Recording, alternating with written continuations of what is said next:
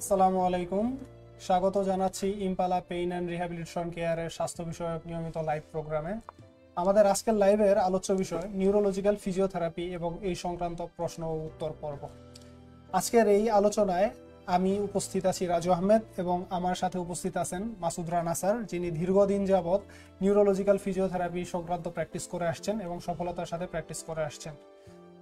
এই live programme চলাকালীন সময় আপনাদের যদি কোনো প্রশ্ন থেকে থাকে সেই ক্ষেত্রে আপনারা আমাদের কমেন্ট বক্সে কমেন্ট করতে পারেন অথবা স্ক্রিনে দেখানো নাম্বারে ফোন করে প্রশ্ন করতে পারেন। তো স্যার, আজকের এই বিষয় নিয়ে যদি আমরা আলোচনা করতে আসি, নিউরোলজিক্যাল ফিজিওথেরাপি বলতে অ্যাকচুয়ালি কি বুঝি স্যার? ধন্যবাদ আপনাকে। আমি প্রথমেই আমাদের দর্শক মণ্ডলী সবাইকে সাধুবাদ জানাই। আজকে যারা আমাদের এই ইম্পালা পেইন অ্যান্ড রিহ্যাবিলিটেশন কেয়ারের নিয়মিত স্বাস্থ্য বিষয়ক ফেসবুক লাইভ প্রোগ্রামটি দেখছেন এবং যে যেখান থেকেই দেখছেন, আমি আশা করব যে আপনারা আপনাদের তরফ থেকে আমাদের এই লাইভটি শেয়ার করবেন, যাতে আমাদের এই বক্তব্যগুলো এবং আমাদের এই ইনফরমেশনগুলো যেন বাংলাদেশের সকল মানুষ সঠিকভাবে জানতে পারে। যেহেতু আজকে আমরা কথা বলবো হচ্ছে নিউরোলজিক্যাল ফিজিওথেরাপি সম্পর্কে। আসলে ফিজিওথেরাপি টার্মটা একটা ভাস্ট একটা টার্ম, যেটা আমরা জানি যে আমাদের মাসকুলোস্কেলেটাল যে কন্ডিশনসগুলো আছে, তার মানে হচ্ছে কোমর ব্যথা বা ঘাড়ে ব্যথা, হাঁটুতে ব্যথা, ইভেন দো কোনো অ্যাক্সিডেন্ট পরবর্তী যে কোনো জটিলতা, এগুলোর জন্য এগুলোর জন্য যে ফিজিওথেরাপি ট্রিটমেন্ট বা ইন্টারভেনশনগুলো দেওয়া হয় তাদেরকে বলা হয় মাসকুলোস্কেলেটাল ফিজিওথেরাপি। একই সাথে পক্ষান্তরে যে আপনি যেটা বললেন গাইনোকোলজিক্যাল ফিজিওথেরাপি রয়েছে, যেটা হচ্ছে আমাদের মা বোনদের প্রসব পরবর্তী জটিলতা অথবা পেলভিক ফ্লোর মাসেলগুলোকে রিহ্যাব করার জন্য যে ধরনের প্রোটোকলগুলো ফিজিওথেরাপিস্টরা নিয়ে থাকেন, সেগুলো হচ্ছে গাইনোকোলজিক্যাল ফিজিওথেরাপি নামে পরিচিত। পক্ষান্তরে আমরা আরও জানি যে আমাদের পেডিয়াট্রিক ফিজিওথেরাপি নামে একটি সেক্টর রয়েছে, যেখানে আমরা জন্মগতভাবে যারা একটু ফিজিক্যালি চ্যালেঞ্জড, যারা যে বাচ্চাগুলো আছে, তাদেরকে আমরা বিভিন্ন ধরনের সেবাগুলো দিয়ে থাকি, সেগুলোকে পেডিয়াট্রিক ফিজিওথেরাপি বলে থাকি। সুতরাং আজকে যেহেতু আমরা নিউরোলজিক্যাল ফিজিওথেরাপি নিয়ে কথা বলবো, তার মানে হচ্ছে নিউরোলজিক্যাল যে কোনো কন্ডিশনের যে ফিজিওথেরাপির ইন্টারভেনশন প্রয়োজন, অর্থাৎ নিউরোলজিক্যাল যে কোনো ধরনের কন্ডিশন হওয়ার ফলে ওই রোগীকে বা স্বাভাবিক জীবনে ফিরিয়ে নেওয়ার জন্য অথবা যতটা সম্ভব তাকে কর্মক্ষম করার জন্য একজন ফিজিওথেরাপিস্ট তার যে স্পেসিফিক ইন্টারভেনশনগুলো প্রয়োগ করে থাকেন, সামগ্রিকভাবে বলতে গেলে সেটা হচ্ছে নিউরোলজিক্যাল ফিজিওথেরাপি নামে পরিচিত। আচ্ছা, ধন্যবাদ স্যার আপনাকে এলাবোরেটলি আমাদেরকে বুঝিয়ে দেওয়ার জন্য। স্যার, নিউরোলজিক্যাল কন্ডিশনগুলোর ক্ষেত্রে আমরা এই নিউরোলজিক্যাল ফিজিওথেরাপি অ্যাপ্লাই করে থাকি। স্যার, অ্যাকচুয়ালি কি কি ধরনের কন্ডিশনের ক্ষেত্রে আমরা এটা অ্যাপ্লাই করতে পারি, যদি একটু কন্ডিশনগুলো সম্পর্কে আমাদেরকে ব্রিফ করতেন। ধন্যবাদ। নিউরোলজিক্যাল ফিজিওথেরাপিতে আমরা যে সকল কন্ডিশনগুলো আমরা বলে থাকি, সেটা হচ্ছে দেখেন, প্রথম কথা হচ্ছে নিউরোলজি মানে কি নার্ভ রিলেটেড যে কন্ডিশনসগুলো আছে, অর্থাৎ যে কোনো ধরনের নার্ভ রিলেটেড ইনজুরির পরবর্তী সময় যে ধরনের ইন্টারভেনশন দেই, ফিজিওথেরাপি প্রোটোকল ইউজ করি, সেগুলো সবগুলোই হচ্ছে নিউরোলজিক্যাল ফিজিওথেরাপির আন্ডারে চলবে। এখন আসেন, আমরা দুই ধরনের প্রোটোকল করে থাকি। একটা হচ্ছে নার্ভাস সিস্টেমকে যদি আমরা ভাগ করি, একটা হচ্ছে সেন্ট্রাল নার্ভাস সিস্টেম, একটা হচ্ছে peripheral nervous system. Central nervous system মানে একদম সহজভাবে যদি বলতে হয়, যদি এগুলো যদি না বলি, যেমন স্ট্রোক হলে এই স্ট্রোক পরবর্তীতে একটা রোগী তার স্বাভাবিক জীবনে ফিরে যাওয়ার জন্য যে ধরনের ইন্টারভেনশনগুলো নিয়ে থাকেন, বোথ মেডিকেল ম্যানেজমেন্ট এবং ফিজিওথেরাপি অন রিহ্যাবিলিটেশন ম্যানেজমেন্ট, সুতরাং এটার ক্ষেত্রেও ফিজিওথেরাপি খুব একটা অন্যতম গুরুত্বপূর্ণ ভূমিকা পালন করে। এছাড়াও পাশাপাশি রয়েছে জিবিএস নামে একটা কন্ডিশন রয়েছে, হেড ইনজুরি কন্ডিশন রয়েছে, তারপরে হচ্ছে আরও অনেক ধরনের। আমি যদি বলি নিউরোলজিক্যাল কন্ডিশন সম্পর্কে, এ থেকে জেড পর্যন্ত যতগুলো অ্যালফাবেট আছে, প্রত্যেকটা অ্যালফাবেট দিয়ে আপনি নিউরোলজিক্যাল একটা ডায়াগনোসিস কন্ডিশন পাবেন। সুতরাং it is the vast sector for physiotherapy intervention. Sir, stroke নিয়ে যেহেতু বললেন, সেই ক্ষেত্রে স্ট্রোকের ক্ষেত্রে আমরা যদি একটু আলোচনা করি, কি ধরনের সাইন সিমটম দেখা দিলে বা কি ধরনের কন্ডিশনে আমরা স্ট্রোক পেশেন্টকে বলবো যে আপনি ইমিডিয়েটলি ফিজিওথেরাপি স্টার্ট করেন, বা অনেক ক্ষেত্রে দেখা যায় অনেকে ভাবে যে স্ট্রোক হলো এর সাথে সাথে ফিজিওথেরাপি নেওয়া যায় না, প্রথমে হসপিটালাইজড হলো, সেখান থেকে মেডিসিন নিল, এবং অনেকের এটা না জানার কারণে হয় যে তারা জানেই না যে স্ট্রোকের ক্ষেত্রে ফিজিওথেরাপি ট্রিটমেন্টের প্রয়োজন, তারা দীর্ঘদিন যাবত প্যারালাইজড হয়ে ঘরে পড়ে আছে। তো স্যার, আপনি যদি একটু বলতেন একজন স্ট্রোক পেশেন্টের ক্ষেত্রে ঠিক কখন থেকে ফিজিওথেরাপি স্টার্ট করা প্রয়োজন, তাহলে ভালো হতো স্যার। ধন্যবাদ আপনার প্রশ্নটির জন্য। আসলে আমরা আজকে যে আলোচনাগুলো করছি, এগুলো হচ্ছে কম্প্রিহেন্সিভ আলোচনা এবং আমাদের দেশের প্রত্যেকটা সাধারণ মানুষও যেন সেই ইনফরমেশনটা পায়, সেই আমার কথার দ্বারা যদি তারা সামান্যতম উপকৃত হয়, সেটাই হচ্ছে আমাদের আজকের এই প্রোগ্রামের সার্থকতা। সুতরাং তারই প্রেক্ষিতে আমি বলতে পারি যে একটা stroke patient immediately after a stroke, মানে যেদিন তিনি স্ট্রোক করেছেন সেদিন থেকে তার ফিজিওথেরাপি ইন্টারভেনশন আসলে স্টার্ট করা উচিত। আর এই কথার ব্যতিক্রম যদি কেউ মনে করেন, তাহলে আমি বলবো যে তারা আসলে ফিজিওথেরাপির যে সার্ভিসটা সেটা সম্পর্কে সম্পূর্ণভাবে অবগত নয়। কারণ অনেকাংশেই আমরা বুঝি বা আমাদের সাধারণ মানুষ যারা বুঝেন তারা হচ্ছে ফিজিওথেরাপি মানেই বোঝায় যে কোনো ব্যায়াম করানো বা কোনো এক্সারসাইজ করানো। আসলে নির্দিষ্ট একটি কন্ডিশনে নির্দিষ্ট যে ধরনের সাইন সিমটমগুলো আমরা পাই সেগুলোকে আমাদের বৈজ্ঞানিক যে গবেষণালব্ধ যে প্রোটোকল রয়েছে সেগুলোকে ইন্টারভেনশন করতে হয়। সুতরাং একটা স্ট্রোক পেশেন্ট ইমিডিয়েটলি আপনার স্ট্রোকে কী ধরনের ট্রিটমেন্ট প্রয়োজন, কী ধরনের ইন্টারভেনশন প্রয়োজন, তা একজন কোয়ালিফাইড বিশেষজ্ঞ ফিজিওথেরাপিস্টই বুঝতে পারবেন। কারণ ইমিডিয়েটলি আফটার স্ট্রোক ওই পেশেন্টকে কি পজিশনে রাখা উচিত, তার এয়ারওয়ে ক্লিয়ার করার জন্য হোক, তার ফার্দার সেকেন্ডারি কমপ্লিকেশনস দূর করার জন্য হোক। যেমন অনেকেরই হচ্ছে দীর্ঘদিন যাবৎ কিন্তু শুয়ে থাকার ফলে ঘা হয়ে যায়, হ্যাঁ, প্রেশার শোর ডেভেলপ করে, সেটা যখন ডেভেলপ করতে না পারে প্রেশার এরিয়াগুলো কোন পজিশনে কিভাবে থাকবে, অর্থাৎ একটা স্ট্রোক পেশেন্ট ইমিডিয়েটলি আপনার স্ট্রোক পোস্টারাল অ্যাসেসমেন্টটা খুবই জরুরি। ওই অ্যাসেসমেন্টটা করবে হচ্ছে ফার্স্ট ডে আর স্ট্রোক।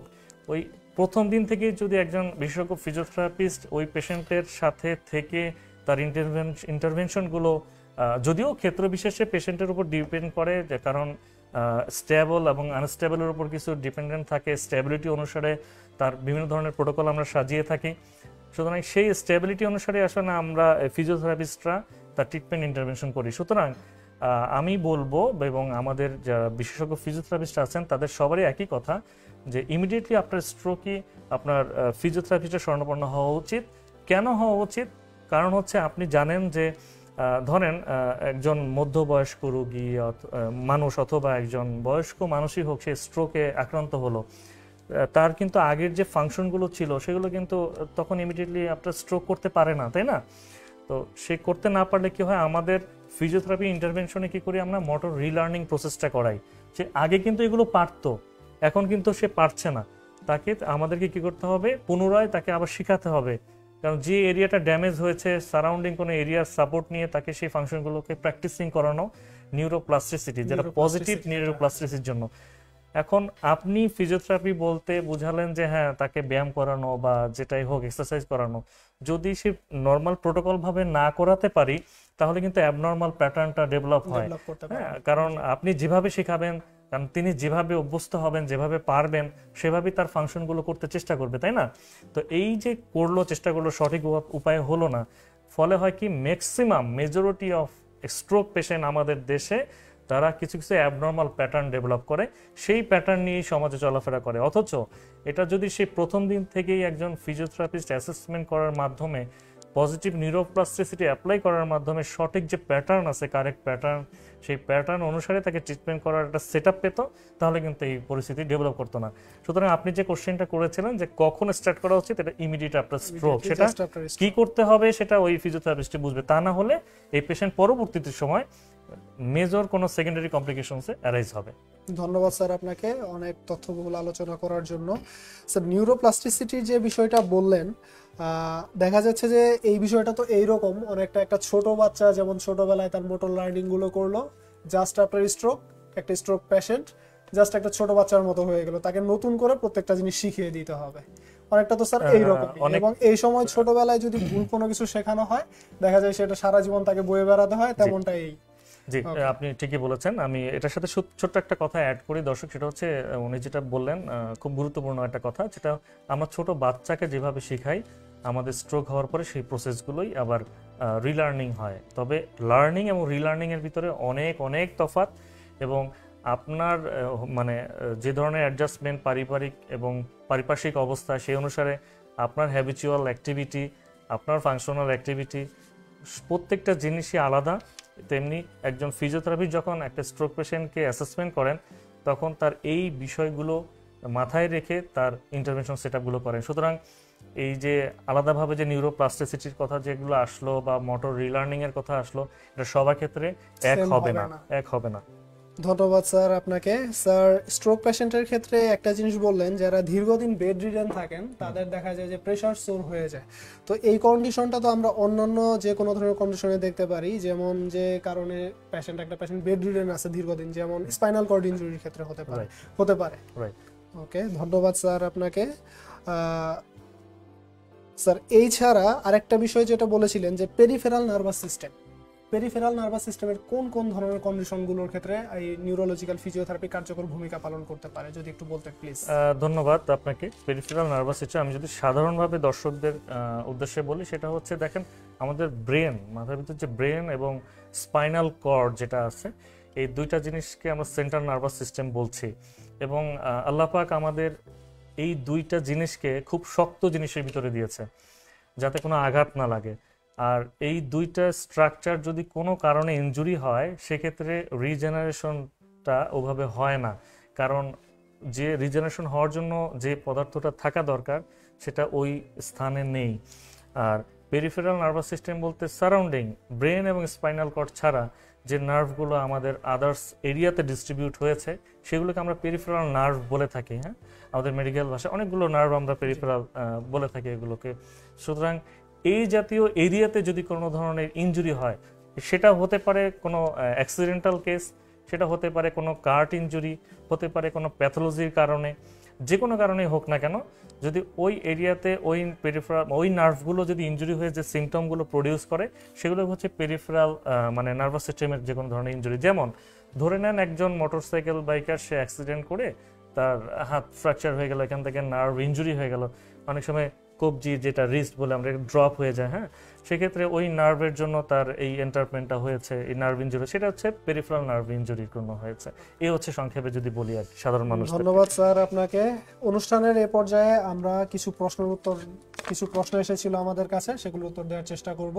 তার আগে দর্শকদেরকে জানিয়ে রাখছি, আপনাদের যদি নিউরোলজিক্যাল ফিজিওথেরাপি সংক্রান্ত কোনো ধরনের প্রশ্ন থেকে থাকে, তাহলে আমাদের কমেন্ট বক্সে কমেন্ট করতে পারেন, অথবা স্ক্রিনে দেখানো নাম্বারটাতে সরাসরি ফোন করতে পারেন। তো চলে যাচ্ছি আমাদের প্রশ্নের উত্তরে। প্রথম যে প্রশ্নটা আমাদের কাছে এসেছে সেটা হচ্ছে, স্ট্রোক রোগীর কখন ফিজিওথেরাপি স্টার্ট করতে হয়? স্যার অলরেডি এর অ্যানসার দিয়ে দিয়েছে, অলরেডি এটার অ্যানসার হয়ে গেছে। স্ট্রোক পেশেন্টের ক্ষেত্রে immediately after stroke physiotherapy start করা প্রয়োজন। এর পরবর্তী প্রশ্নটা নিচ্ছি, স্ট্রোক রোগী ভালো হতে কতদিন সময় লাগতে পারে? একজন ভাই প্রশ্ন করেছেন, স্যার আপনি যদি এই বিষয়ে কিছু বলেন। ধন্যবাদ। এটা খুব কমন কোশ্চেন আমাদের দেশে। সবাই যখন আমরা একজন স্ট্রোক রোগীর ট্রিটমেন্ট করে থাকি, তখনই রোগী এসে আমাদেরকে প্রথম কোশ্চেনই করেন যে আমি আসলে কতদিনে ভালো হবে কিনা, বা ভালো হতে কতদিন লাগবে। এই সেম কোশ্চেন আমাদেরকে প্রায় করে থাকেন। তখন আমরা যেটা করি কি, মানে বিশেষ করে আমার প্র্যাকটিসিং লাইফে আমি উল্টা তাদেরকে জিজ্ঞেস করি যে কতদিনে ভালো হবে সেটা আপনার উপর ডিপেন্ড করবে। কারণ আমরা যে প্রোটোকলগুলো দিয়ে দিব, সেই প্রোটোকলগুলো অনুসারে সে কতটুকু রিসিভ করতে পারলো, কতটুকু তার যে কেয়ারার থাকবে তার অ্যাসিস্ট্যান্স নিয়ে কতটুকু করতে পারলো, কত পার্সেন্ট আমাকে ফেরত দিতে পারলো, তার উপর ডিপেন্ড করবে ডিউরেশনটা। যদি আমি একটা উদাহরণ দেই, যে এরকম যে ধরে নিই একটা স্ট্রোক পেশেন্টকে আমার টার্গেট হচ্ছে 60% পর্যন্ত তাকে ফাংশনাল অ্যাক্টিভিটিতে নিয়ে যাওয়া, তাহলে সে যদি আমাকে প্রত্যেক দিন আমাকে 1% করে রিটার্ন দেয়, তাহলে কিন্তু তার 60 দিন লাগবে, 2 মাস লাগবে। আর যদি সে আমাকে 0.5 করে দেয়, তাহলে 120 দিন লাগবে, নর্মাল সেন্স। এখন যদি আসেন যে হ্যাঁ, যে কোনো প্রত্যেক দিনই তো আর এরকম ডেভেলপ হবে না, কোনো দিন থাকবে যে স্টেবল একই রকম থাকবে, মানে কোনোটা সময় আমাদেরকে একটা পিক অবস্থানে যেতে হবে। যেমন একটা পাহাড়ে আপনি উঠবেন, পাহাড়ে কিন্তু সরাসরি উঠতে পারা যায় না, কোনো সময় কিছুটা উপরে উঠে আবার সমতল ভূমিতে হাঁটতে হয়। সেটা মানে হচ্ছে ওই স্টেবিলিটি পজিশন। তখন মনে হয় যে না, আমার তো কোনো উন্নতি হচ্ছে না, কোনো ডেভেলপ হচ্ছে না। কিন্তু না, আপনি পরের ধাপে যাওয়ার জন্য আপনার যে ধরনের খোরাক দরকার, যে স্টেবিলিটিটা দরকার, সেটাই আপনি ওই সময়টাকে রিসিভ করছেন।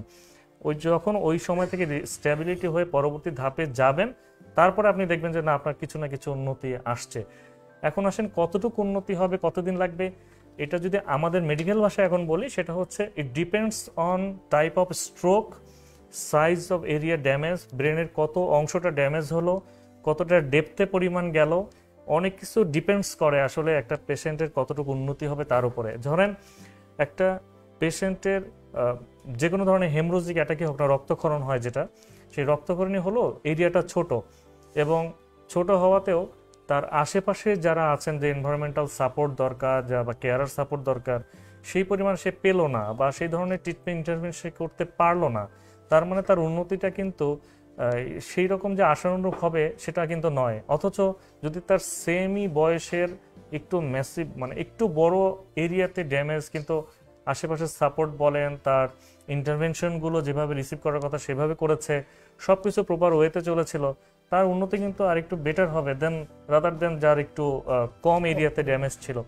আরো অনেক কিছুর উপর ডিপেন্ড করে, যে ম্যাসিভ যদি অ্যাটাক হয়ে থাকে, এবং এরিয়া অনেক কিছু ডিপেন্ড করে। অনেক ক্ষেত্রে স্যার আমরা দেখি স্ট্রোক পেশেন্ট স্ট্রোক করার পর দেখা গেল 5 দিন 7 দিন পর অনেক ক্ষেত্রে মারা যান। হ্যাঁ, বিষয়টা অনেকটা ওই রকম, দেখা গেল স্ট্রোকের এরিয়াটা অনেক বড়, বা এটার সাপোর্ট দেওয়ার মতো সারাউন্ডিং যে মাসল নার্ভগুলো আছে পর্যাপ্ত নাই, সেই ক্ষেত্রে হয়তো এমনটা হতে পারে। না, নার্ভগুলো বলতে হয় কি, যে ধরে নেন যে ম্যাসিভ অ্যাটাক হলো, হ্যাঁ, সেক্ষেত্রে হয়তো তার ভাইটাল সাইনগুলো যেগুলো আছে, ভাইটাল সাইনগুলো ভাবে স্টেবিলিটিতে আর আসলো না, সেটা হচ্ছে এক বিষয়। বাট পেশেন্ট এখন স্টেবল, ম্যাসিভ অ্যাটাক হয়েছে, কিন্তু তার কিছু কিছু যে এরিয়াগুলো আছে, যে আমরা যে ব্রোকাস এরিয়া বলি, ব্রডম্যান এরিয়া বলে, ফাংশনাল এরিয়া বলি, সেই এরিয়াতে যে ফাংশনটা করতে প্রস্তুত ছিল সেই ফাংশনগুলো ড্যামেজ হয়। এখন আশেপাশের যে এরিয়াটা রয়েছে সেটাকে সাপোর্টিভ ভাবে ওই ফাংশনগুলো করানোর জন্য আমরা চেষ্টা করি। এটাই হচ্ছে নিউরোপ্লাস্টিসিটি বা মোটর রিলার্নিং যে প্রসেসগুলো আছে এগুলোর ভিতরে চলে আসে। এই হচ্ছে বিষয়। এইরকম একটা প্রশ্ন স্যার আমাদের কাছে এসেছে, যে প্রশ্নটা হচ্ছে, আমার মা 2 মাস আগে স্ট্রোক করেছেন, শারীরিক কোনো সমস্যা নাই, কিন্তু উনি কথাবার্তা বলতে গেলে কথাবার্তাগুলো এলোমেলো হয়ে যাচ্ছে। জি জি জি। এই ক্ষেত্রে করণীয় কি, বা এটা কি কারণে হতে পারে? আচ্ছা, ধন্যবাদ। যে ভাইটি প্রশ্নটি করেছিলেন, সম্ভবত তার ব্রেনের বা ব্রেন সেলের যে এরিয়াতে আমাদের হচ্ছে কগনিশন বলেন বা কথাবার্তা বলতে, আমাদের তো বিভিন্ন পোর্শন থাকে, যেমন একটা ব্রেনের সামনের অংশ থাকে, ফ্রন্টাল অংশ, অক্সিপিটাল, টেম্পোরাল, প্যারাইটাল, এরকম বিভিন্ন ধরনের পার্ট থাকে, এবং এক এক পার্টের মেজরিটি ফাংশন থাকে এক এক রকম।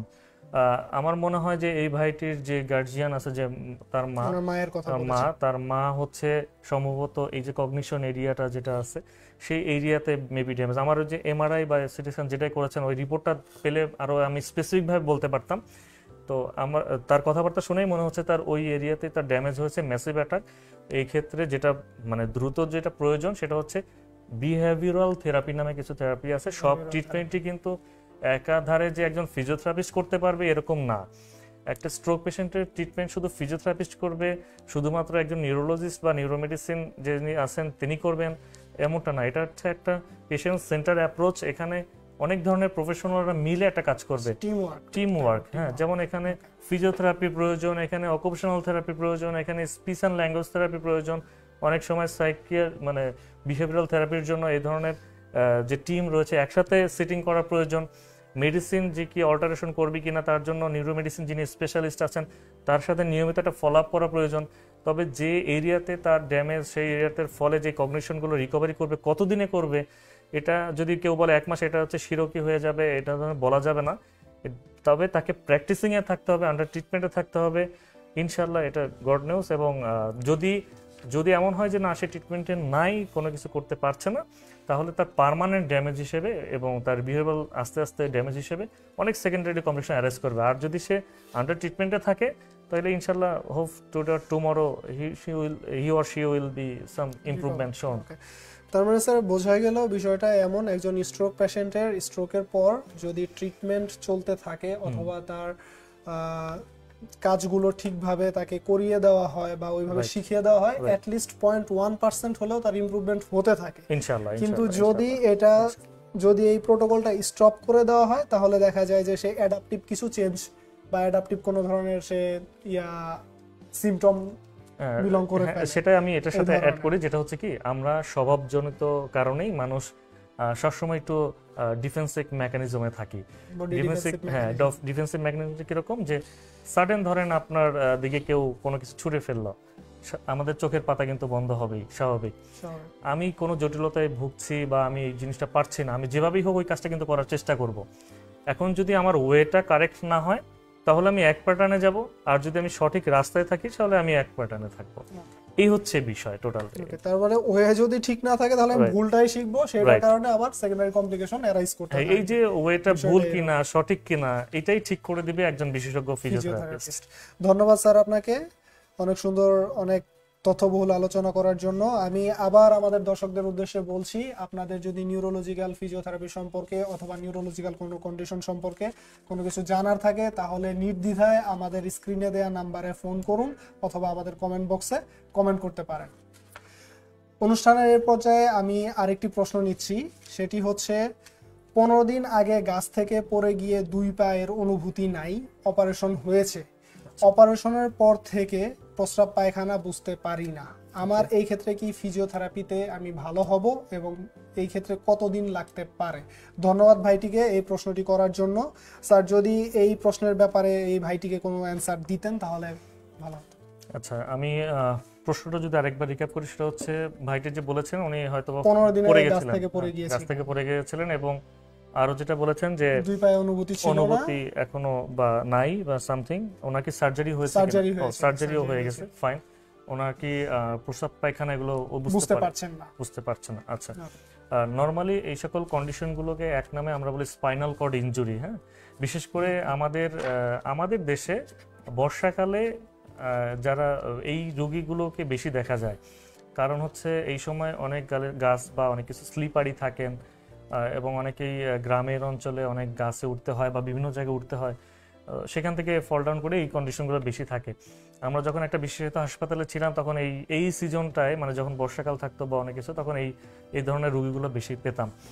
তো যাই হোক, এখন যে ভাইটি প্রশ্ন করলেন যে তার এই কন্ডিশন থেকে কিভাবে কি ভালো হবে কিনা, পরিত্রাণের উপায় কি? দেখেন একটা জিনিস আপনাকে বলি, যেহেতু স্পাইনাল কর্ড ইনজুরি, আমি আগেও বলেছি যে নিউরোলজি যদি আমি ডিফারেন্সিয়েট করি, সেটা হচ্ছে সেন্ট্রাল নার্ভাস সিস্টেম আর পেরিফেরাল নার্ভাস সিস্টেমকে আমি আলাদা করেছি। সেন্ট্রাল নার্ভাস সিস্টেমে যেহেতু আপনার স্পাইনাল কর্ড ইনজুরির কথা চলে এসছে এখানে, সেখানে একটা কথা মনে রাখবেন সবসময়, যে কোনো ধরনের আঘাতে একটা স্পাইনাল শক নামে একটা কথা থাকে। এই শকটা কতদিন থাকবে এটা ইন্ডিভিজুয়াল টু ইন্ডিভিজুয়াল ভ্যারি করে।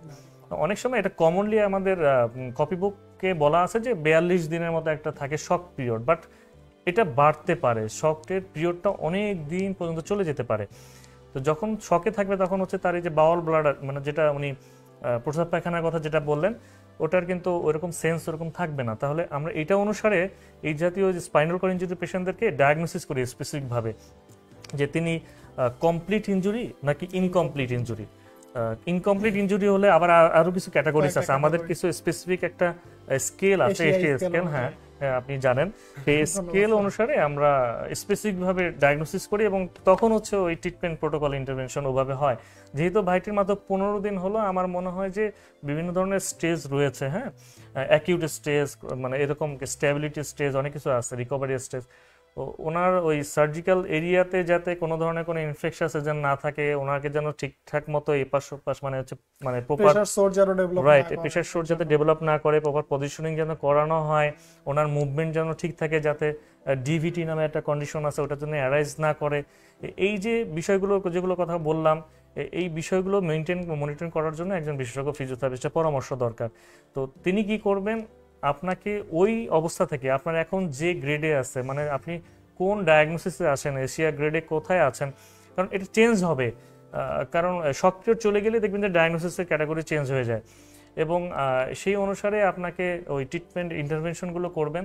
তাই আমার মনে হয় যে এই যে স্পাইনাল কর্ড ইনজুরি পেশেন্ট যারাই আছেন এবং যারাই থাকেন না কেন, তাদেরকে ইমিডিয়েটলি আফটার ফিজিওথেরাপি ইন্টারভেনশন করলে তারা অনেকাংশেই তাদের স্বাভাবিক জীবনে চলে যেতে পারেন।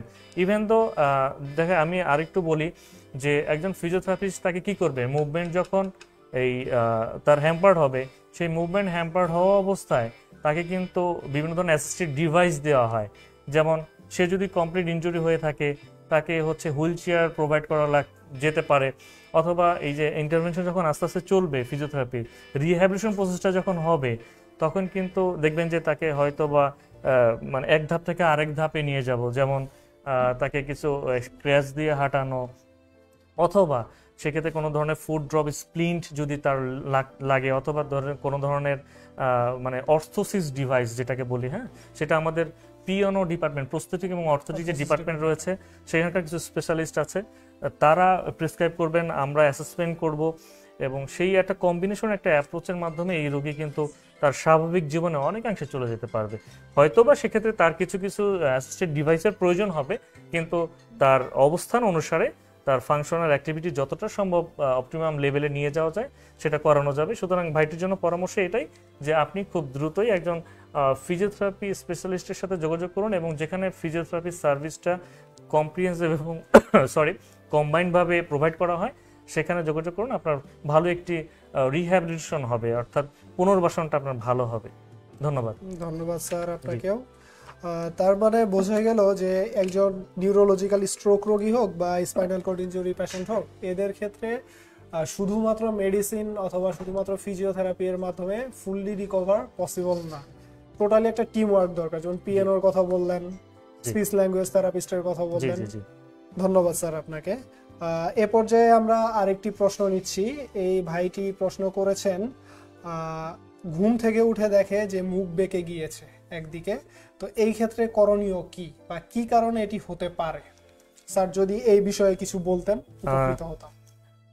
আমরা জানি যে আমাদের সামনেই উইন্টার সিজন, শীতকাল চলে এসছে প্রায়, তো অনেকাংশেই এই সময়টাতে আমি আসলে সময় ভাগ ভাগ করে বলছি এই কারণে, কারণ আমার দীর্ঘ যে কর্মজীবন, সেই কর্মজীবনের অভিজ্ঞতার আলোকেই বলছি যে এই শীতকালের সময়টাতেই আমরা এই জাতীয় রোগীগুলো অনেক পাই, যাদের অনেক পাই যে হঠাৎ করে ঘুম থেকে উঠে দেখে সাডেন তার মুখ বেঁকে গেছে, পানি পড়ে যাচ্ছে এক পাশ থেকে, হাসতে গিয়ে দেখা যাচ্ছে যে মুখ বাঁকা। তো এই জাতীয় জিনিসগুলোই আমরা এই সিজনটায় বেশি পাই। তো যে ভাইটি প্রশ্ন করলেন, আসলে মানে স্পেসিফিক ডায়াগনোসিস করতে পারবো আপনাকে সরাসরি দেখলে, কারণ এক কথাই সবাই বলে দিবে যে এটা ফেসিয়াল পালসি, কিন্তু আমরা জানি যে মুখ বেঁকে যাওয়ার যে কন্ডিশন, সেটা তিনটা ডায়াগনোসিসেও হতে পারে। সেটা বেলস পালসি হতে পারে, সেটা ফেসিয়াল পালসি হতে পারে, অথবা র্যামসাহান সিনড্রোম হতে পারে। এই স্পেসিফিক ডায়াগনোসিসটা কি সেটা আপনাকে আসলে ফিজিক্যালি দেখলে বুঝতে পারবো। তবে এই জাতীয় কেস যদি সামনে আসে, যদি কোনো ট্রমাটিক কোনো হিস্ট্রি না থাকে অথবা কাট ইনজুরি যদি না থাকে, যেমন অনেক সময় অনেক ফিজিক্যাল অ্যাসাল্টেও ফেসিয়াল নার্ভের এখানে কেটে যায়, সেক্ষেত্রেও কিন্তু তার এই ফেসিয়াল পালসি হতে পারে।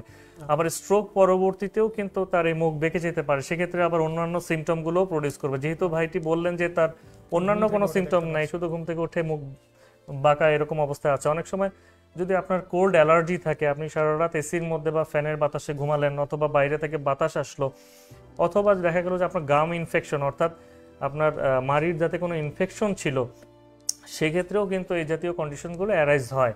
সুতরাং আমি ধরেই নিলাম যে আপনার অন্যান্য কোনো জটিলতা নেই, কোল্ড অ্যালার্জির কারণেই আপনার ফেসিয়াল এই পালসি বা এই ডেভিয়েশনটা এসেছে। সেক্ষেত্রে ইনিশিয়ালি আপনি যেটা মানে পসিবল, যেহেতু আপনি একজন মেডিসিন স্পেশালিস্টকে দেখিয়েছেন, এখন তার পাশাপাশি একজন বিশেষজ্ঞ ফিজিওথেরাপিস্টের শরণাপন্ন হন। তাদের কিছু স্পেসিফিক ট্রিটমেন্ট প্রোটোকল রয়েছে ফর স্পেসিফিক ডায়াগনোসিস, সেটা বেলস পালসির জন্য হোক বা ফেসিয়াল পালসির জন্য হোক বা র্যামসাহান্টের জন্য হোক, তারা নির্দিষ্ট তাদের প্রোটোকল অ্যাপ্লাই করবেন এবং খুব দ্রুতই এই রোগ থেকে রিকভারি পাওয়া যায়, এবং আপনি বুঝতেই পারবেন না যে আপনার কখনো এই ধরনের ফেসিয়াল পালসি হয়েছিল, যদি আপনি সেটা খুব দ্রুত ইন্টারভেনশন নিতে পারেন। তো ধন্যবাদ স্যার আপনাকে। আশা করি দর্শক আপনি আপনার উত্তরটি পেয়েছেন। এ পর্যায়ে আবারও জানিয়ে রাখছি, আপনাদের নিউরোলজিক্যাল ফিজিওথেরাপি সম্পর্কে অথবা নিউরোলজিক্যাল কোনো কন্ডিশন সম্পর্কে যদি কোনো কিছু জানার থাকে বা জিজ্ঞাসা করার থাকে, তাহলে আমাদের স্ক্রিনে দেখানো নাম্বারে ফোন করতে পারেন অথবা আমাদের কমেন্ট বক্সে কমেন্ট করতে পারেন। স্যার এ পর্যায়ে আমরা আরেকটি প্রশ্ন দিচ্ছি দর্শক। স্যার এখানে প্রশ্নটি যেটি এসেছে, এই বোন প্রশ্ন করেছেন, আমার জিবিএস হয়েছে, আমি কি ভালো হব? জি স্যার, জিবিএস সম্পর্কে যদি কিছু একটু বলতেন। আচ্ছা, জিবিএস ওই পেশেন্ট সম্পর্কে বলার আগে যদি একটু এটা বলে নেন, আমার মনে হয় আমাদের দর্শকরা উপকৃত হবে। জি, আমি জিবিএস সম্পর্কে বলতে পারবো, বাট আপনি ভালো হবেন কিনা সম্পূর্ণ আল্লাহ পাকের ইচ্ছা এবং আমাদের প্রচেষ্টা। কারণ হচ্ছে জিবিএস এমন একটি রোগ, সেটা হচ্ছে আপনি ধরেন আপনি হঠাৎ করে একটা মাঠের মাঝখান দিয়ে হাঁটছেন, মাঠের ঠিক মাঝ পর্যন্ত এসেই দেখলেন যে আপনি হঠাৎ করে বসে পড়লেন, আপনি পায়ে কোনো শক্তি পাচ্ছেন না, ধীরে ধীরে আপনার দুই হাতও অবশ হতে লাগলো। তো এই কন্ডিশনগুলো যখন অ্যারাইজ হয়, তখন সাডেন যখন আমরা হসপিটালাইজড হই, তখন আসলে আমাদের এই ডায়াগনোসিস করতে করতে যদি ইনিশিয়ালি একটু দেরি হয়ে যায় তখন কি অনেক জটিলতার সৃষ্টি হয়। তো সেক্ষেত্রে প্রয়োজন ইমিডিয়েটলি আফটার অ্যাটাক আমরা এমার্জেন্সিতে আমাদের হসপিটালাইজড করা। কারণ হচ্ছে যদি ওই জিবিএস এর এখানে আরেকটু বলা বাহুল্য যে জিবিএস এরও আবার বেশ কিছু টাইপস বা প্রকারভেদ রয়েছে। অনেক ক্ষেত্রে অনেকের কিন্তু বারবার মানে শ্বাস প্রশ্বাস বলেন, কার্ডিয়াক বলেন, অনেক কিছু অ্যাটাক করতে পারে। সেক্ষেত্রে তার ইমিডিয়েটলি কিন্তু সাপোর্ট দিতে হতে পারে, প্রয়োজন পড়তে পারে। যদি না দেওয়া হয় তাহলে সেটা লাইফ থ্রেটেনিং হয়ে যায়। যদি মানে ওরকম কোনো কিছু প্রয়োজন না হয় তাহলে এই একই জিনিস যদি ইমিডিয়েটলি আফটার অ্যাটাক আপনি ফিজিওথেরাপি ইন্টারভেনশন স্টার্ট করতে পারেন তাহলে খুব মানে এটাও লঙ্গার বেশন বা অনেকের লাগে 6 মাস, অনেকে 1 বছরও লাগে। Depends on area, depends on types, কোন টাইপসের তার অ্যাটাক হয়েছে। সেক্ষেত্রে এই জিবিএস থেকেও পরিত্রাণ করা সম্ভব। হয়তো বা যদি কিছু কিছু ক্ষেত্রে অনেকের ট্রিটমেন্ট গ্রহণ করতে দেরি হয় বা লঙ্গার বেশন ট্রিটমেন্ট প্রয়োজন হয়, কিছু কিছু সেকেন্ডারি কমপ্লিকেশন হতে পারে, মানে থাকতে পারে। যেমন অনেকের ফুড ড্রপ থাকতে পারে, অনেকের হাঁটার স্টাইল একটু চেঞ্জ হতে পারে, অ্যাবনর্মাল প্যাটার্ন হতে পারে। বাট এখান থেকে পরিত্রাণ পাওয়া সম্ভব যদি সে খুব দ্রুত ফিজিওথেরাপি ইন্টারভেনশনে চলে। কারণ এই ফিজিওথেরাপি, এই যে নিউরোলজিক্যাল ফিজিওথেরাপি, এটা হচ্ছে তার প্রত্যেকটা ধাপে ধাপে আলাদা, প্রত্যেকটা দিনে দিনে আলাদা। প্রত্যেকটা দিনে একজন নিউরোলজিক্যাল ফিজিওথেরাপিস্ট তার পেশেন্টকে অ্যাসেসমেন্ট করেন। কারণ every day is different then previous day.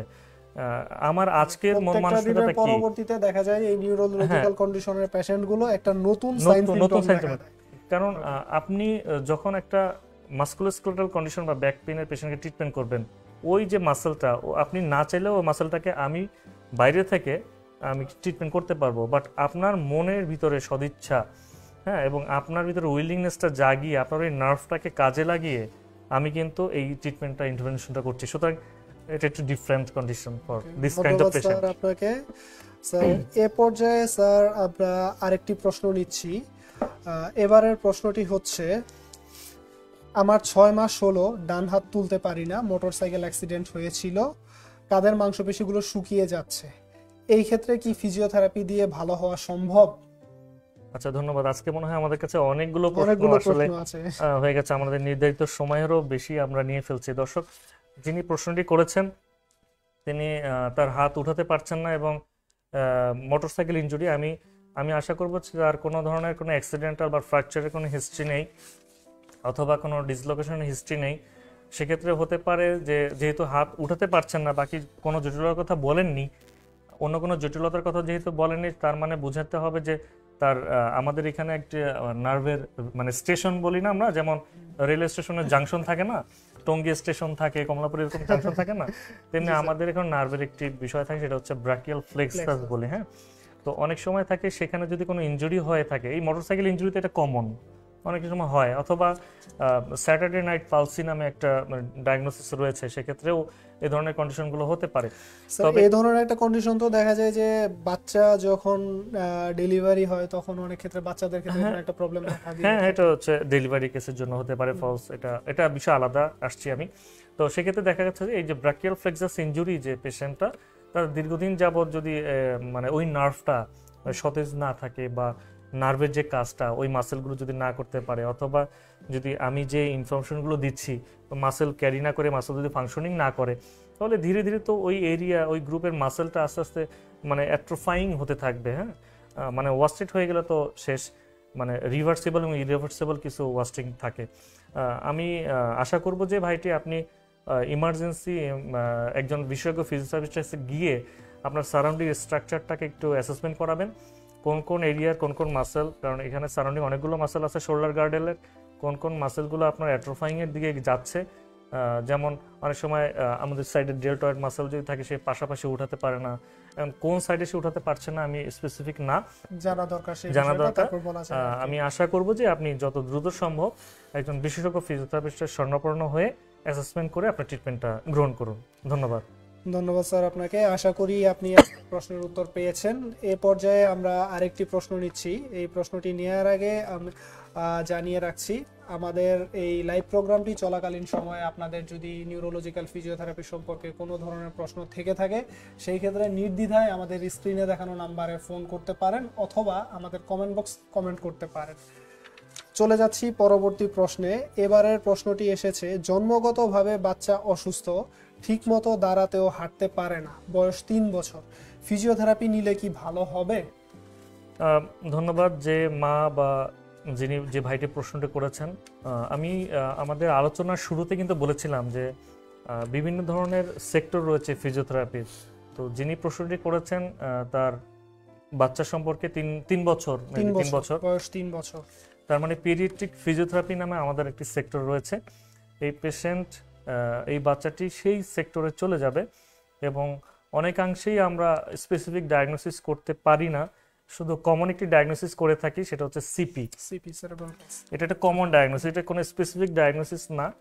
আপনার উচিত যে একজন পিডিয়াট্রিক ফিজিওথেরাপিস্ট যিনি আছেন, স্পেশালিস্ট এই সেক্টরে, তিনি এর স্পেসিফিক কিছু ক্যাটাগরি আছে, যে অ্যাথাটয়েড, ম্যাটাক্সিক, এরকম অনেক স্পেসিফিক আছে এবং বিভিন্ন স্কেল আছে। সেই স্কেল অনুসারে বাচ্চাটাকে অ্যাসেসমেন্ট করবেন এবং যে ধরনের মোটর ফাংশনগুলো, গ্রস মোটর বলেন, যে ফাংশনগুলো, তার রিফ্লেক্সগুলো যে বয়সে আসার কথা, যেহেতু অলমোস্ট 3 বছর, তার মানে সে অবশ্যই এই বয়সে হাঁটাহাঁটি করার কথা।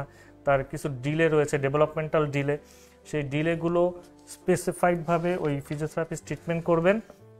সাথে যদি তার কোনো অ্যাসিস্টিভ ডিভাইস লাগে, সেক্ষেত্রে কম্বিনেশন অ্যাপ্রোচে যাবে, অর্থাৎ সেখানে একাধারে প্রস্থেসিস এবং অর্থোসিস ডিপার্টমেন্টাল একজন স্পেশালিস্ট থাকবেন, একজন অকুপেশনাল থেরাপিস্ট থাকবেন, তার বিহেভিয়ারাল বা কমিউনিকেশনের জন্য একজন স্পিচ থেরাপিস্ট থাকবেন। কম্বিনেশন অ্যাপ্রোচের মাধ্যমে আপনার বাচ্চাটি খুব ভালো একটি ট্রিটমেন্ট ইন্টারভেনশনে যাবে এবং যতটা সম্ভব তাকে ফাংশনাল অ্যাবিলিটিতে বা অ্যাক্টিভিটিতে নিয়ে আসা বা সোশ্যালাইজেশন করা সম্ভব। ধন্যবাদ স্যার আপনাকে। আশা করি দর্শক আপনি আপনার প্রশ্নের উত্তরটি পেয়েছেন। আমরা চলে এসেছি আমাদের অনুষ্ঠানের একেবারে শেষ প্রান্তে। তো এ পর্যায়েও জানিয়ে রাখছি, আপনাদের যদি কোনো প্রশ্ন থেকে থাকে তাহলে আমাদের স্ক্রিনে দেখানো নাম্বারে ফোন করতে পারেন অথবা আমাদের কমেন্ট বক্সে কমেন্ট করে জানাতে পারেন। তো এর আগে, অনুষ্ঠানটি শেষ করার আগে আরেকটি প্রশ্ন আমরা নিয়ে নিচ্ছি। সেই প্রশ্নটি হচ্ছে, আমার ঘাড়ের হাড় সরে গিয়েছিল, এরপর থেকে আবার হাঁটতে সমস্যা হয়, 2 পা অনেক ভারী মনে হয়, অনেক ওষুধ খাচ্ছি কিন্তু কোনোটাতেই কোনো লাভ হচ্ছে না, এক্ষেত্রে আমার করণীয় কি? ধন্যবাদ। যিনি প্রশ্নটি করেছেন তার আমি প্রশ্নটির শেষের অংশটুকু থেকে আসি। উনি বলেছেন ওনার ঘাড়ের হাড় সরে গিয়েছে, তার মানে উনি অবশ্যই কোনো স্পেসিফিক স্পেশালিস্টকে দেখিয়েছিলেন, এমআরআই করেছেন, সেখানে যে কারণে উনি জানতে পেরেছেন যে ওনার ঘাড়ের হাড়টি সরে গিয়েছে, তার মানে ডিস্কের কোনো একটা ইস্যু আছে ওখানে। তো ইনিশিয়ালি উনি যে কথাটা বললেন যে পা ভারী হয়ে যাওয়া, দেখেন ঘাড়ের প্রবলেমের কারণে মেইনলি তো আমাদের হাতে রেফার করবে পেইন, এবং কোমরে বা লাম্বার এরিয়াতে কোনো ধরনের ডিস্ক প্লাস বা ইস্যু থাকলে সেটা পায়ের দিকে রেফার করবে। কিন্তু উনি বলেছেন যে পা ভারী হয়ে আসতেছে এবং ঘাড়ের হাড় সরে গিয়েছে। অনেকাংশে দেখবেন যে যারা এই ধরনের ঘাড় ব্যথায় ভোগে, যাদের সার্ভাইকালে ডিস্কের কোনো ইস্যু থাকে, দীর্ঘদিন যাবত যদি আনট্রিটেড অবস্থায় থাকে, অথবা যদি ওই ডিস্ক প্রলাপস পরবর্তীতে কোনো ধরনের আঘাতের ফলে কর্ডে কম্প্রেশন দেয়, সেক্ষেত্রে সেন্ট্রাল নার্ভাস সিস্টেম যে সিমটমগুলো সেগুলো প্রডিউস হয়। আমি যে কর্ডের কথা বললাম, কর্ডে যখনই প্রেশারাইজড হবে তখনই এটা চলে যাবে সার্ভাইকাল স্পন্ডাইলিটিক মাইলোপ্যাথি নামে একটা কন্ডিশন আছে, সেই কন্ডিশনে চলে যাবে। আমি নট শিওর এই ভাইটির কি কন্ডিশন আছে, আমি জাস্ট আমার অ্যাজাম্পশন থেকে বলছি। আমার মনে হচ্ছে আপনার দীর্ঘদিন যাবত ঘাড়ের ব্যথা ছিল এবং ডিস্কের কোনো একটা ইস্যু ছিল, অথবা আপনার কোনো আঘাতের কোনো হিস্ট্রি ছিল, তার ফলেই আপনার এই কর্ডে কম্প্রেশন হয়েছে এবং কর্ডে কম্প্রেশন হওয়ার ফলে পা ভারী ভারী মনে হচ্ছে, যেটা one kind of major symptom of cervical spondylitic myelopathy. এটা ট্রিটমেন্টের জন্য যেটা করণীয়, প্রথমে আমি জানি একজন নিউরো মেডিসিন আপনার স্পেসিফিকভাবে আপনার মেডিসিনের প্রোটোকলগুলো দিয়ে দিচ্ছেন, সাথে সাথে একজন নিউরোলজিক্যাল ফিজিওথেরাপিস্টের কাছে গিয়ে অবশ্যই আপনার এই সিএসএম যে ডায়াগনোসিসটা রয়েছে, এটার স্টেজটা আগে জানুন, কোন স্টেজে আপনি আছেন, সেই স্টেজ অনুসারে সেই স্টেজের যে পরিকল্পনা মাফিক যে ট্রিটমেন্টগুলো রয়েছে, সেই ট্রিটমেন্টগুলো আপনাকে একজন বিশেষজ্ঞ ফিজিওথেরাপিস্ট প্রদান করতে পারবেন। তাহলে অনেকাংশেই আপনার যে ভারী হয়ে যাওয়া ব্যাপারটা, বা অথবা এর ফলে যে আপনার যে ফাংশনাল যে অ্যাক্টিভিটিসগুলো লিমিটেশন হয়ে যাচ্ছে, সেগুলোকেও দূরীভূত করা সম্ভব। এবং যদি ক্ষেত্র বিশেষে দেখা গেল যে না, আপনার এখান থেকে আরও খারাপের দিকে যাচ্ছে, তাহলে আমার মনে হয় যে আপনি আপনার নিউরোসার্জন যিনি আছেন তার সাথে আবার একটু যোগাযোগ করতে পারেন। আর তা না হলে যদি এই অবস্থায় থাকে, আপনার একজন বিশেষজ্ঞ ফিজিওথেরাপিস্টই আপনাকে উপযুক্ত ট্রিটমেন্টের মাধ্যমে আপনাকে যথাযথ সাহায্য করতে পারবে বলে আমার আশা। ধন্যবাদ। ধন্যবাদ স্যার আপনাকে। ধন্যবাদ প্রশ্নকারী ভাইটিকেও। আশা করি আপনার প্রশ্নের উত্তরটি পেয়েছেন। আর অনুষ্ঠানের একেবারেই শেষ প্রান্তে আমরা চলে এসেছি। সময় স্বল্পতার কারণে আর অনুষ্ঠানটি দীর্ঘায়িত করা যাচ্ছে না। তো অনুষ্ঠানের শেষ প্রান্তে বলে রাখি, আপনারা যদি এই ধরনের কোনো ধরনের নিউরোলজিক্যাল কন্ডিশনে ভুগে থাকেন এবং ফিজিওথেরাপি চিকিৎসার প্রয়োজন পড়ে, সেই ক্ষেত্রে আপনারা নির্দ্বিধায় চলে আসতে পারেন ইম্পালা পেইন অ্যান্ড রিহ্যাবিলিটেশন কেয়ারে। এখানে আছে একঝাঁক দক্ষ ফিজিওথেরাপিস্ট। এদের মধ্যে নিউরোলজিক্যাল কন্ডিশন নিয়ে দীর্ঘদিন কাজ করেন মাসুদ রানা স্যার তো আছেনই, এছাড়া আরও গাইনোকোলজিক্যাল, পেডিয়াট্রিক, মাস্কুলোস্কেলেটাল কন্ডিশন নিয়ে দক্ষ অনেক ফিজিওথেরাপিস্টগণ কাজ করেন এখানে। তো দেখা হবে ইনশাল্লাহ পরবর্তী অন্য একটি লাইভ প্রোগ্রামে। ততদিন পর্যন্ত আপনারা সবাই সুন্দর থাকেন, ভালো থাকেন, এই কামনায় আজকের প্রোগ্রামটি এখানেই শেষ করছি। ধন্যবাদ সবাইকে। ধন্যবাদ সবাইকে। এবং আমি আবারও বলছি, আমাদের এই আজকের এই লাইভ প্রোগ্রামটি যদি আপনাদের সামান্যতম উপকার দিতে পারে, সেখানেই আমাদের সার্থকতা। আমরা আশা করব আমাদের এই অনুষ্ঠানটি আপনারা বেশি বেশি করে শেয়ার করে দিবেন, যাতে বাংলাদেশের প্রত্যন্ত অঞ্চলে যেখানে যেখানে আমাদের ইনফরমেশনগুলো পৌঁছানো সম্ভব, সেখানে যদি পৌঁছায় তাহলে তারা আমাদের আজকের কথাবার্তার মাধ্যমে কিছুটা হলেও উপকৃত হবে ইনশাআল্লাহ। ধন্যবাদ সবাইকে।